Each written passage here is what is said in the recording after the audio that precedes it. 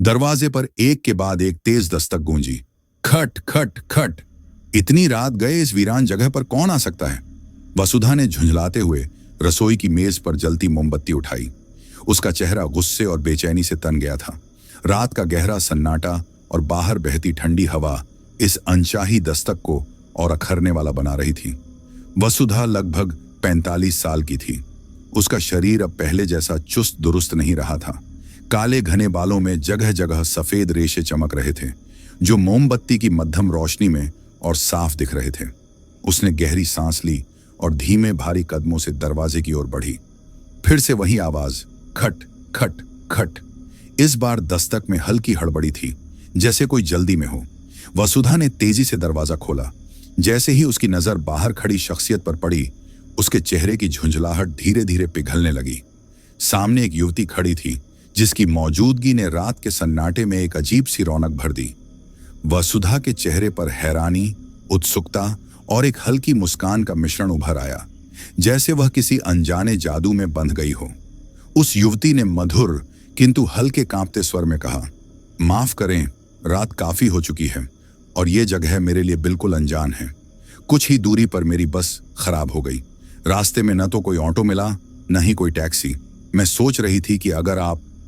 उसकी बात पूरी होने से पहले एक दूसरी आवाज गूंज उठी, वसुधा, ओ वसुधा, दरवाजे पर कौन है? मैंने दस्तक सुनी। निरंजन तेजी से लकड़ी की सीढ़ियों से उतरता हुआ आया। उसकी आवाज में हड़बड़ी थी, जैसे वह किसी अनजानी आशंका से जाग उठा हो। वसुधा, जो अभी तक उस युवती की बातों में खोई थी, अचानक चौंक पड़ी, मानो निरंजन की आवाज ने उसे किसी गहरे ख्याल से जगा दिया। वह कुछ कह पाती, इससे पहले ही निरंजन दरवाजे तक पहुंच गया। निरंजन लगभग 48 साल का, लंबा चौड़ा कद, सफेद कुर्ता पायजामा पहने, आंखों पर चश्मा चढ़ाए। उसके चेहरे पर भी वही अजीब सा भाव उभर आया, जो कुछ देर पहले वसुधा के चेहरे पर था। सामने खड़ी उस युवती को देखकर वह ठिठक गया।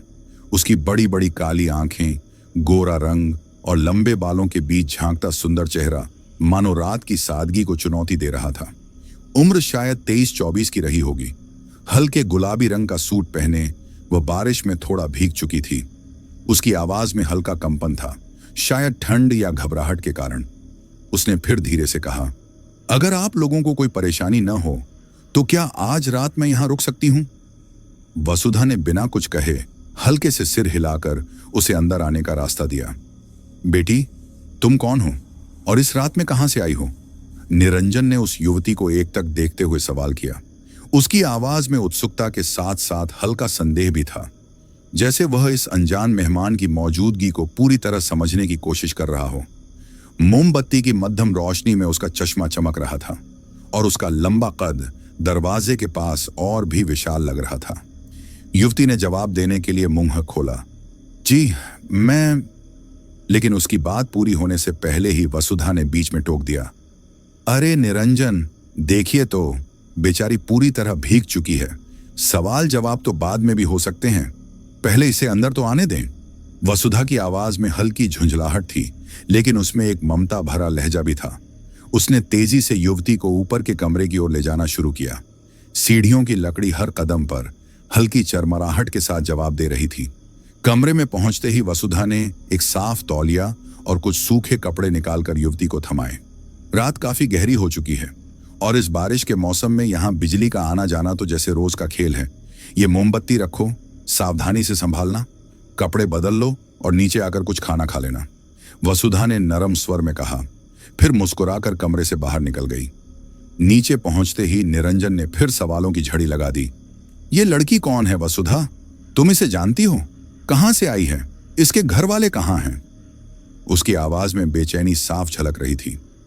वसुधा ने आंखें तरेड़ते हुए उसकी बात काट दी। बस भी कीजिए निरंजन, क्या इतने सवाल जरूरी हैं? देखा नहीं आपने, बारिश में पूरी तरह भीग चुकी थी। अगर उसे बाहर छोड़ देते तो बीमार पड़ सकती थी। कह रही थी कि कहीं से आते वक्त उसकी बस खराब हो गई। अकेली लड़की है बेचारी, और वैसे भी सिर्फ आज रात की तो बात है। वसुधा ने अपनी बात खत्म करते हुए एक गहरी सांस ली, जैसे इस चर्चा को यहीं विराम देना चाहती हूँ। खाने की मेज तैयार थी। मोमबत्तियों की टिमटिमाती रोशनी में मेज पर सादी दाल, चावल और कुछ सब्जियां सजी थीं। हल्की खुशबू कमरे में फैल रही थी। कुछ ही देर में वह युवती नीचे आ गई। वसुधा के दिए हुए सूखे कपड़ों में वह अब कुछ सहज लग रही थी, लेकिन उसकी आंखों में अभी भी हल्की घबराहट थी। उसने धीरे से कहा, माफ कीजिए, आप लोगों को इस तरह परेशान नहीं करना चाहती थी। कोई बात नहीं बेटी, आओ बैठो, निरंजन ने नरम स्वर में कहा और मेज के पास रखी कुर्सी की ओर इशारा किया। खाने के बाद तीनों अपने अपने कमरों में चले गए। सुबह की शांति मन को सुकून दे रही थी। हल्की ठंडी हवा और सूरज की नरम किरणें घर के आसपास की हरियाली को और भी मनमोहक बना रही थी। निरंजन, जिसे सुबह की सैर की पुरानी आदत थी, हमेशा की तरह अपने तय समय पर घर से निकल चुका था। उसका लंबा कद और सफेद कुर्ता पायजामा सुबह की शांति में एक परिचित दृश्य था। दूसरी ओर वसुधा रसोई में व्यस्त थी। चूल्हे पर चाय की केतली हल्की सीटी बजा रही थी और पराठों की खुशबू हवा में तैर रही थी। तभी एक आवाज ने उसका ध्यान खींचा। वह जल्दी से रसोई से बाहर निकली, आंचल से हाथ पोंछते हुए। गुड मॉर्निंग बेटा, रात में कोई तकलीफ तो नहीं हुई? वसुधा ने उस युवती को देखते हुए नरम स्वर में पूछा, जो अभी अभी सीढ़ियों से उतरकर आई थी।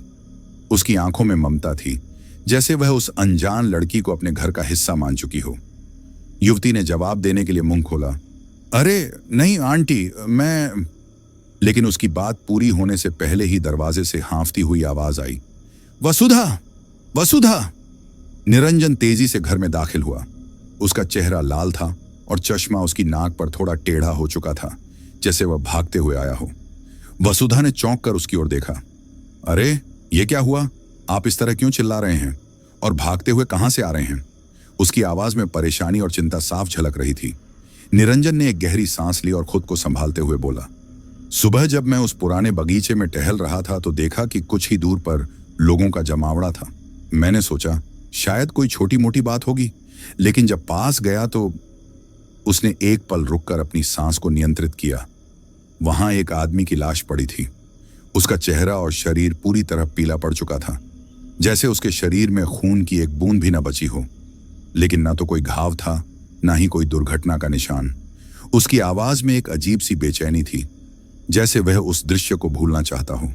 वसुधा का चेहरा तनाव से भर गया। उसने गहरी सांस लेते हुए कहा, मैंने तो पहले ही कहा था निरंजन कि इस जगह पर नहीं रहना चाहिए, लेकिन आपने मेरी एक न सुनी। अब देखिए ऐसी भयानक घटनाएं होने लगी हैं। पता नहीं आगे क्या क्या होगा। उसकी आवाज में नाराजगी थी, लेकिन उसमें डर भी छिपा था। वह बिना कुछ और कहे रसोई की ओर मुड़ गई, जैसे इस बात को और खींचना नहीं चाहती थी। निरंजन ने भी चुपचाप बरामदे में रखी कुर्सी पर बैठकर अखबार उठा लिया, हालांकि उसका ध्यान उसमें कम और अपने विचारों में ज्यादा था। कुछ देर बाद वह युवती, जो अब वसुधा के दिए हुए साधारण सूती कपड़ों में थी, बरामदे में आई। वह थोड़ा झिझक रही थी, जैसे कुछ कहने से पहले सोच रही हो। वसुधा और निरंजन, जो बरामदे में बैठकर हल्की फुल्की बातें कर रहे थे, उसे देखकर चुप हो गए। युवती ने धीरे से कहा, अंकल आंटी, आपने मेरे लिए इतना कुछ किया, इसके लिए बहुत बहुत शुक्रिया। अब मुझे जाना चाहिए। वसुधा ने तुरंत उसे रोकते हुए कहा, बेटा, हम दोनों यहाँ अकेले रहते हैं और तुम्हारे आने से अपनेपन का एहसास हुआ। अगर तुम्हें कोई परेशानी न हो तो क्या तुम कुछ और दिन हम लोगों के साथ रहोगी? वसुधा की बात सुनकर लड़की ने हल्के से मुस्कुराते हुए हाँ में जवाब दिया। एक अनजान लड़की, एक सुनसान घर और एक लाश, संयोग कहें या कोई इशारा, लेकिन सच यही है कि जिस रात वो आई, कुछ तो ऐसा था जो बदल गया। क्या वसुधा और निरंजन ने अनजाने में किसी रहस्य का दरवाजा खोल दिया है, या फिर अब कोई उनके बीच में है जो दिखती तो इंसान जैसी है पर है नहीं? नमस्कार मेरे प्यारे दर्शकों, मैं हूं प्रवीण और आप सुन रहे हैं हॉरर कहानी। अगर आप इन सवालों के जवाब जानना चाहते हैं तो कहानी के अंत तक जुड़े रहें। और हाँ, अगर आपने अभी तक चैनल को सब्सक्राइब नहीं किया है तो अभी कर लीजिए, ताकि ऐसी ही रोमांचक और खौफनाक कहानियों का एक भी अपडेट मिस ना हो।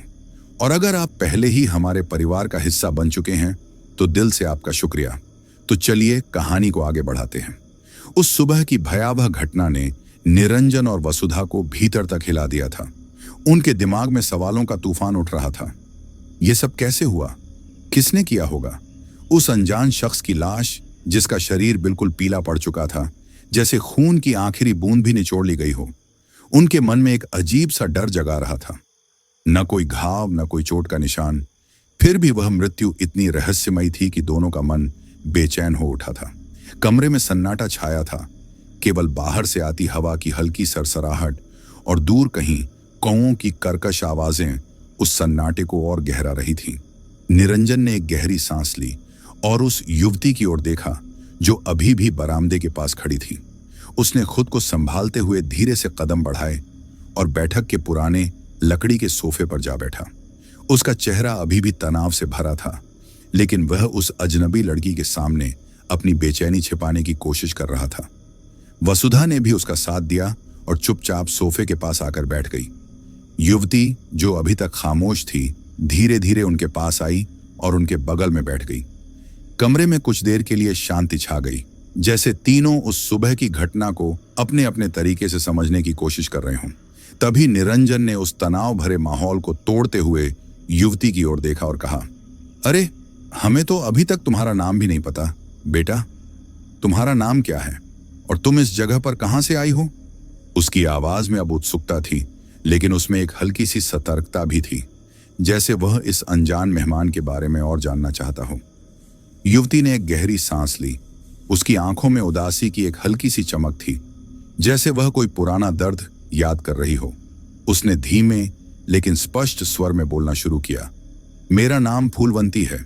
मैं यहां से करीब 200 किलोमीटर दूर एक छोटे से गांव बिनखेड़ा से हूं। वही मेरा घर था जहां मैं पली बड़ी। जब मैं महज 5 साल की थी, मेरे माता पिता की एक बस दुर्घटना में मृत्यु हो गई थी। उस हादसे ने मेरा पूरा बचपन छीन लिया। गांव के सरपंच ने मुझे अपने पास रखा, मुझे पाला, लेकिन 2 साल बाद ही दिल का दौरा पड़ने से उनकी भी मृत्यु हो गई। मैं फिर से अकेली रह गई। मेरी मासूमियत देखकर मेरे काका ने मुझे अपने घर में जगह दी, लेकिन कुछ ही समय बाद वह भी चल बसे। उसकी आवाज में एक हल्का सा कंपन था, जैसे वह उन पुरानी यादों को फिर से जी रही हो। उसके बाद गांव वालों ने मुझे मनहूस कहना शुरू कर दिया। वह रुककर एक पल के लिए खामोश हो गई, जैसे उन शब्दों का दर्द अब भी ताजा था। वे कहते थे कि मेरे कारण ही मेरे आसपास के लोग मर रहे हैं। गांव से मुझे निकालने की बातें होने लगी, लेकिन उसी गांव में बंसी काका थे जिन्होंने मुझे सहारा दिया। उन्होंने न सिर्फ मुझे अपने पास रखा, बल्कि पास के एक गांव के स्कूल में मेरा दाखिला करवाया।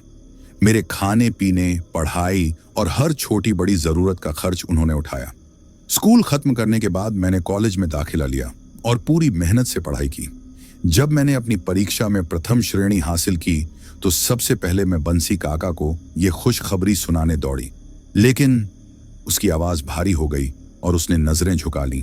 जब मैं उनके पास पहुंची तो वो खुशी दुख में बदल गई। काका बेजान जमीन पर पड़े हुए थे। फूलवंती की आंखों में आंसुओं की एक पतली सी धारा बह रही थी। उसने धीरे से अपनी बात आगे बढ़ाई, अब उस बिनखेड़ा गांव में मेरा कोई नहीं बचा। इतने सालों तक बंसी काका ने मेरे लिए सब कुछ किया, मेरी पढ़ाई, मेरा खाना पीना, मेरी हर छोटी बड़ी जरूरत। उसकी आवाज भारी हो चली थी और आंसू अब और तेजी से बहने लगे, जैसे पुराने घाव फिर से हरे हो गए हों। कमरे में सन्नाटा था, केवल उसकी सिसकियों की हल्की आवाज गूंज रही थी। वसुधा ने उसकी ओर देखा। उसका चेहरा ममता और सहानुभूति से भरा था। उसने पास रखा पानी का गिलास फूलवंती की ओर बढ़ाया और नरम स्वर में कहा, रो मत बेटा, होने को कौन टाल सकता है।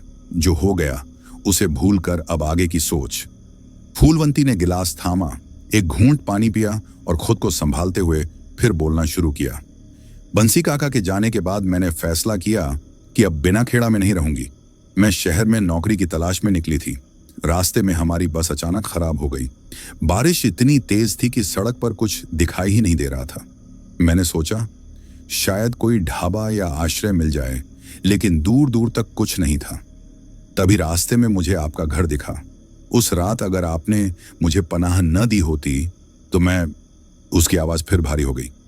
पता नहीं मैं क्या करती। उसने अपनी बात खत्म की और नजरें झुकाकर चुप हो गई। वसुधा ने एक गहरी सांस ली और फूलवंती की ओर देखते हुए कहा, बेटा तुम जब तक चाहो इस घर में रह सकती हो। वैसे भी हम दोनों यहाँ अकेले रहते हैं। इस सुनसान जगह पर न कोई आता है न कोई ठहरता है। यहाँ तो इंसान क्या, पक्षी भी शायद ही चहचहाने आते हों। उसने यह कहते हुए निरंजन की ओर एक तीखी नजर डाली, जैसे उसकी बातों में कहीं पुराना गुस्सा और शिकायत छिपी हो। निरंजन चुपचाप सोफे पर बैठा रहा। उसकी आंखें अखबार पर थीं, लेकिन उसका ध्यान कहीं और था। तभी वसुधा ने घड़ी की ओर देखा और चौंकते हुए बोली, अरे समय कितनी जल्दी बीत गया, पता ही नहीं चला। आप लोग जाओ, हाथ मुंह धो लो, मैं खाना लगाती हूं। वह तेजी से रसोई की ओर बढ़ गई। उसकी साड़ी का पल्लू हवा में हल्का सा लहराता हुआ।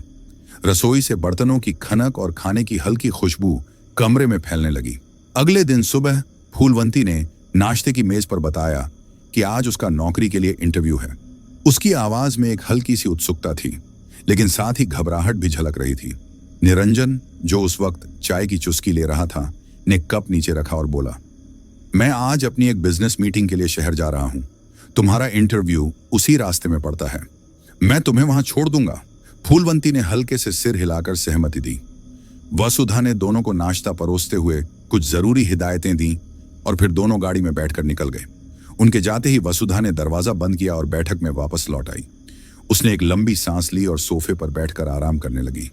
बाहर की शांति और घर का सन्नाटा उसे एक अजीब सा सुकून दे रहा था। अभी आधा घंटा भी नहीं बीता था कि अचानक बाहर से गाड़ी के रुकने की तेज आवाज आई। वसुधा की आंखें खुली और वह चौंक कर उठ बैठी। अरे इतनी जल्दी कैसे आ गए? लगता है निरंजन कुछ सामान भूल गए होंगे, उसने बड़बड़ाते हुए कहा और दरवाजे की ओर बढ़ी। दरवाजा खोलकर जैसे ही वह बाहर निकली, वह स्तब्ध रह गई। गाड़ी के रुकने की तेज आवाज ने वसुधा को चौंका दिया। वह सोफे पर आराम कर रही थी, लेकिन उस आवाज ने उसे तुरंत घर से बाहर खींच लिया। दरवाजा खोलकर जैसे ही वह बाहर निकली, एक पल के लिए वह ठिठक गई। उसकी आंखें आश्चर्य से फैल गईं और फिर धीरे धीरे उसके चेहरे पर एक चौड़ी, दिल से निकली मुस्कान फैल गई। वह तेजी से गाड़ी की ओर दौड़ी, उसकी साड़ी का पल्लू हवा में लहराता हुआ। अरे नितिन बेटा, तू यहां बिना किसी खबर के अचानक ऐसे? उसकी आवाज में खुशी और हैरानी का मिश्रण था, जैसे वह अभी भी यकीन नहीं कर पा रही थी। मां, अगर पहले बता देता तो तेरे चेहरे पर यह खुशी कैसे देख पाता? नितिन ने हंसते हुए कहा, वसुधा की बात को बीच में काटते हुए। उसका गोरा चेहरा धूप में चमक रहा था। गठीला शरीर और लंबा कद उसे किसी फिल्मी सितारे जैसा बना रहा था। पूरे 2 साल बाद वह विदेश से अपने घर लौटा था और उसकी आंखों में भी घर वापसी की खुशी साफ झलक रही थी। वसुधा ने उसे गौर से देखा।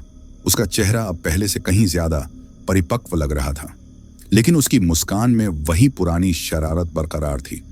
चल अंदर आ बेटा, बहुत सी बातें करनी है तुझसे, वसुधा ने कहा।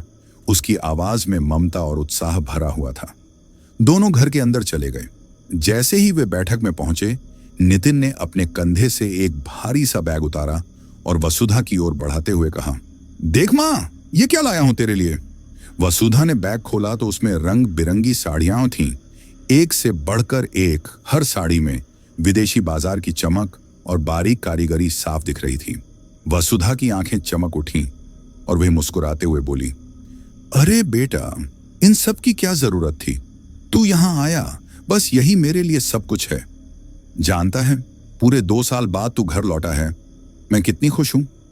उसने प्यार से नितिन के सिर पर हाथ फेरा, जैसे वह उस पल को और गहराई से महसूस करना चाहती हो। पापा कहाँ हैं मां? नितिन ने उत्सुकता से पूछा, अपनी नजरें चारों ओर घुमाते हुए, जैसे वह निरंजन को कहीं ढूंढ रहा हो। वसुधा ने जवाब दिया, वह किसी काम से शहर गए हैं बेटा, शाम तक लौट आएंगे। तू चल, नहा धो ले, मैं खाना लगाती हूं। यह कहकर वह रसोई की ओर चली गई। उसकी चाल में एक अजीब सी हल्की उछाल थी, जैसे नितिन की वापसी ने उसके दिल में नई जान डाल दी हो। नितिन ने अपना बैग उठाया और ऊपर अपने पुराने कमरे की ओर चला गया, जहां सब कुछ वैसा ही था जैसा उसने 2 साल पहले छोड़ा था। थोड़ी देर बाद मां बेटा खाने की मेज पर बैठे थे। मेज पर सादी लेकिन स्वादिष्ट दाल, सब्जी और गर्मा गर्म रोटियां सजी थीं, जिनकी खुशबू पूरे कमरे में फैल रही थी। नितिन ने अपनी विदेश की नौकरी के बारे में बताना शुरू किया, वहां की व्यस्त जिंदगी, नए लोग और काम की चुनौतियां। वसुधा ध्यान से सुन रही थी, बीच बीच में सवाल पूछती, कभी हंसती तो कभी गर्व से उसकी ओर देखती। दोनों पुरानी यादों में खो गए। हंसी मजाक और बातों का सिलसिला चलता रहा। तभी बाहर से फिर से गाड़ी के रुकने की आवाज आई। वसुधा और नितिन दोनों एक पल के लिए रुके, फिर नितिन ने मुस्कुराते हुए कहा, लगता है पापा आ गए। वह तेजी से उठा और दरवाजे की ओर बढ़ा। जैसे ही उसने दरवाजा खोला, निरंजन ने उसे देखते ही जोर से कहा, अरे मेरा बेटा, व्हाट अ सरप्राइज। वह दरवाजे पर ही नितिन को गले लगाने के लिए आगे बढ़े। उनकी आवाज में खुशी और आश्चर्य का मिश्रण था। कैसे हैं आप पापा? अभी मां से आपके बारे में ही पूछ रहा था, नितिन ने हंसते हुए कहा। निरंजन और नितिन हंसते मुस्कुराते घर के अंदर दाखिल हुए। बैठक में प्रवेश करते ही निरंजन ने अपने कंधे से बैग उतारा और उसे एक कोने में रख दिया। उनकी आंखों में अपने बेटे की अचानक वापसी की खुशी साफ झलक रही थी। मजाकिया लहजे में निरंजन ने नितिन की ओर देखते हुए कहा, अरे साहबजादे, अब इस बार कितने दिनों में गायब होने का इरादा है?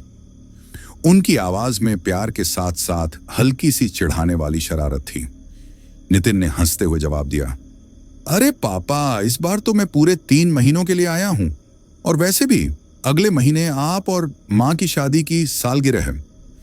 मैंने सोचा क्यों ना इस बार कहीं बाहर घूमने चलें, हम तीनों साथ में जश्न मनाएंगे। वैसे भी आप लोग तो जाने कितने समय से कहीं छुट्टियां मनाने नहीं गए। उसकी आवाज में उत्साह था और चेहरे पर एक चमक थी, जैसे वह इस योजना को लेकर पहले से ही सपने देख रहा हो। वसुधा, जो पास ही खड़ी थी, ने यह सुनकर एक गहरी मुस्कान बिखेरी। तीनों ने एक दूसरे की ओर देखा और उनकी मुस्कुराहटों ने कमरे के माहौल को और गर्मजोशी से भर दिया। वसुधा ने नितिन की ओर प्यार भरी नजरों से देखते हुए कहा, चल बेटा, अब थोड़ा आराम कर ले, इतना लंबा सफर किया है, थक गया होगा। वह उसे ऊपर उसके पुराने कमरे की ओर ले गई, जहां लकड़ी का पलंग और पुरानी अलमारी अभी भी वैसी ही थी जैसे नितिन ने 2 साल पहले छोड़ी थी। कमरे में हल्की सी धूल जमी थी, लेकिन खिड़की से आती धूप उस कमरे को एक घरेलू गर्माहट दे रही थी। वसुधा ने नितिन को बिस्तर पर बैठने का इशारा किया और फिर अपने कमरे की ओर चली गई। निरंजन, जो अभी अभी बाथरूम से तरोताजा होकर निकला था, अपने पलंग पर बैठ गया। उसने सफेद कुर्ता पायजामा पहना था और उसके चश्मे के पीछे उसकी आंखें विचारों में डूबी थीं। उसने वसुधा की ओर देखते हुए कहा, कितना अच्छा हुआ कि नितिन आ गया। अब हमें उसके लिए कोई अच्छी लड़की देखनी चाहिए, उसकी शादी की बात शुरू करनी होगी। उसकी आवाज में एक पिता की चिंता और उत्साह दोनों थे, लेकिन वसुधा ने कोई जवाब नहीं दिया। वह खामोश थी। उसकी नजरें खिड़की के बाहर दूर कहीं टिकी थीं, जैसे वह किसी गहरी सोच में खोई हो। निरंजन ने उसकी खामोशी को भांपते हुए फिर से पुकारा, वसुधा, तुम सुन रही हो ना? उसने धीरे से उसका हाथ छुआ। उसका स्पर्श पाते ही वसुधा अचानक चौंक पड़ी, जैसे किसी गहरे सपने से जागी हो। उसके चेहरे पर साफ दिख रहा था कि वह निरंजन की बातों से पूरी तरह अनजान थी। आप कुछ बोल रहे थे? उसने हड़बड़ाते हुए कहा। उसकी आवाज में एक अजीब सी बेचैनी थी। निरंजन ने उसकी ओर गौर से देखा। उसका चेहरा चिंता से भर गया। क्या हुआ है तुम्हें? तुम यूं परेशान क्यों हो? किस सोच में थी? वसुधा की खामोशी और उसके चेहरे पर छाई अजीब सी बेचैनी देखकर निरंजन का मन और भी परेशान हो उठा। उसने बिस्तर पर बैठे बैठे अपनी चश्मे की डंडी को ठीक किया और गंभीर स्वर में पूछा, वसुधा, ये क्या बात है? तुम इतनी परेशान क्यों दिख रही हो? उसकी आवाज में चिंता के साथ साथ हल्का सा अधीरपन भी था, जैसे वह उसकी इस रहस्यमयी चुप्पी का कारण समझना चाहता हो।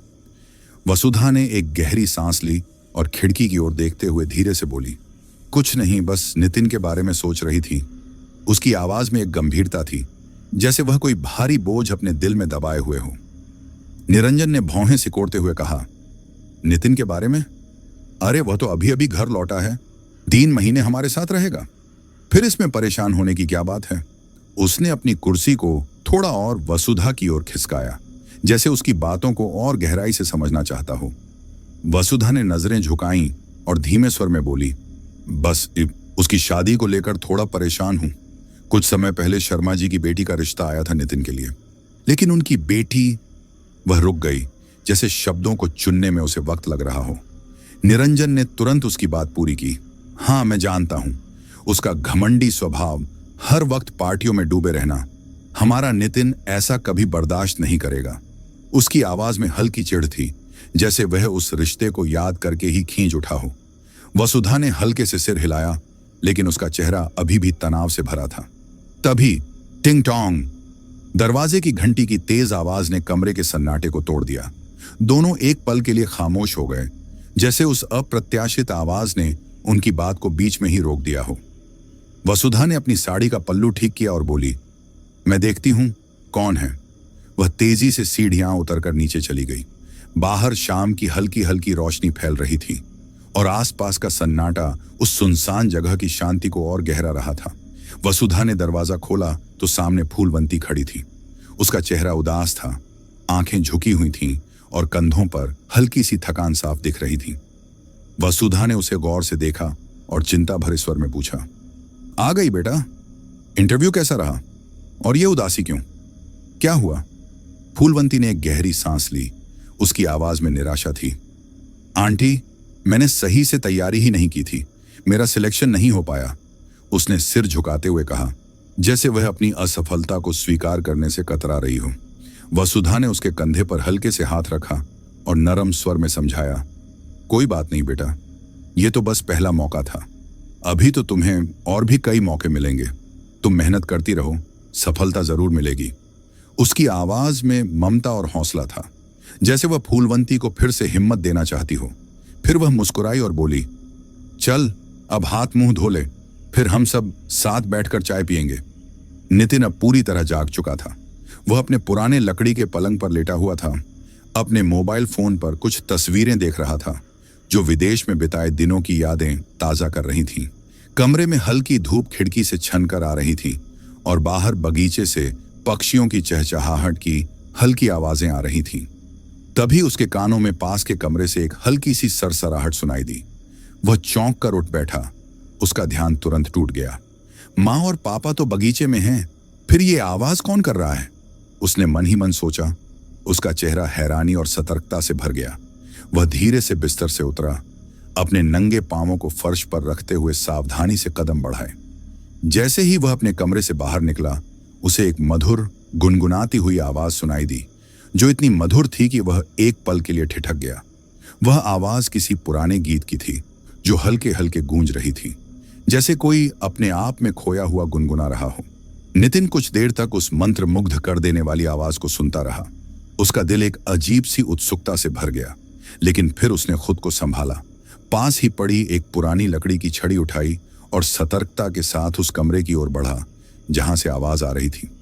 ये तो किसी लड़की की आवाज है, उसने मन ही मन बड़बड़ाया। अगर कोई मेहमान आया होता तो माँ पापा मुझे जरूर बताते। ये कौन हो सकता है?